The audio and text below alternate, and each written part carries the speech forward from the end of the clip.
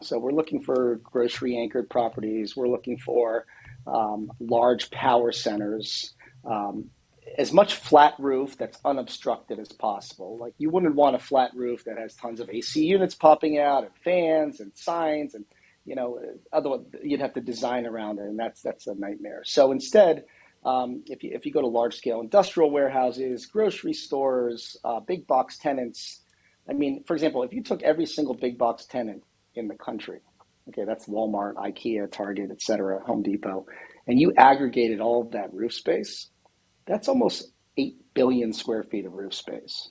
And if you covered that all with solar, you'd have enough energy to power New York City, 8 million homes. So, this is, from our perspective, it's a vacant floor, right? And if you own buildings, you would never want a vacant floor. You would do anything in your power to lease up that space. So we're just going to landlords as we canvass and say, hey, we'll rent your roof. Do you want to know what it's worth? You're not making any money on it now. So what we do is, it's found money, and so they're generally excited about that. And then the second component is having a conversation with the tenants and explaining to them, hey, you could buy the dirty energy, or you can get ahead of the crowd and buy the clean energy, because the current administration wants a clean energy grid by 2030. Okay, we want a carbon neutral country, as lofty as that sounds, by 2050.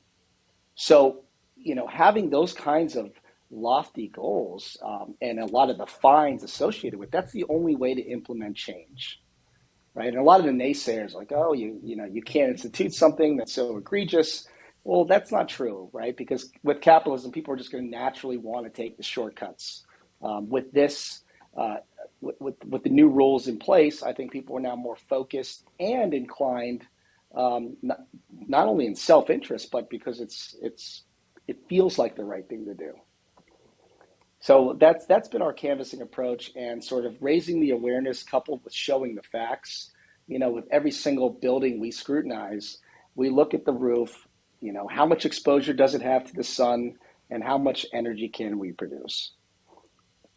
Yeah, that makes so much sense. And sometimes I explain this to some folks and investors, and they're like, well, that's a great idea, but why isn't everyone else doing it? And sometimes it's that in your face idea that people don't see, right? Like you think about Uber and you're like, well, why didn't we have an app for the longest time with the touch of a button there'd be a car waiting outside? Like, at least living in Manhattan, how many times have I stood out on the street getting rained on or snowed on waiting for a yellow cab?